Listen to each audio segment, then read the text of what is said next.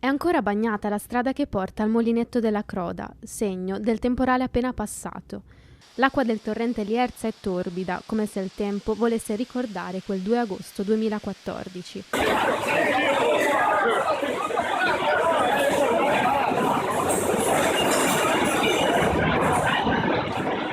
9 anni fa, il tragico evento che cambiò la storia e la memoria di Re Frontolo. Non eravamo abituati a questi cambiamenti climatici rapidi, questi fenomeni così rapidi. Oggi ci comporteremo diversamente, perché a mio avviso da oggi qualcuno mi chiedeva ma cosa è cambiato da quel 2014? È cambiata la percezione che noi abbiamo del cambiamento climatico. Adesso sappiamo, e purtroppo siamo stati i primi in quelle situazioni lì, ma adesso sappiamo che possiamo aspettarci di tutto in tempi brevissimi. Un evento eccezionale, quello della sera del 2014, una bomba d'acqua di 80 mm per metro quadrato che si è abbattuta sulle colline di Tarzo e Rolle, provocando il disastro più a valle.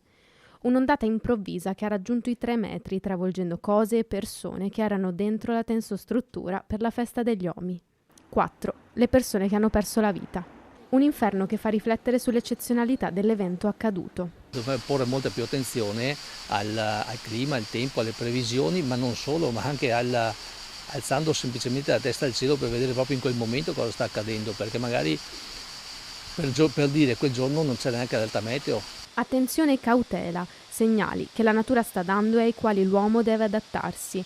Per questo sono stati installati dei sistemi di monitoraggio del torrente. Dei sistemi di rilevazione della quota dell'acqua, in modo tale che nel momento in cui si verifica a monte un afflusso d'acqua di una certa dimensione, scattino in automatico 2 semafori a monte e a valle della viabilità di accesso, oltre a un semaforo, una sirena qui nell'area del Molinetto, in modo tale da avere anche il tempo, se è orario di apertura al pubblico, di poter allontanare in sicurezza tutti i presenti. E si celebrerà domenica la messa in ricordo delle vittime di quel 2 agosto 2014. Che cosa resta infatti di quel 2 agosto?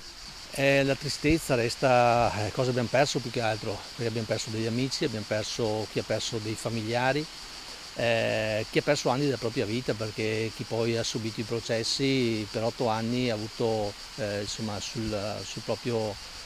sul collo una pressione non indifferente, non facile da gestire, per cui ci hanno perso un po' tutti quanti e abbiamo perso molto.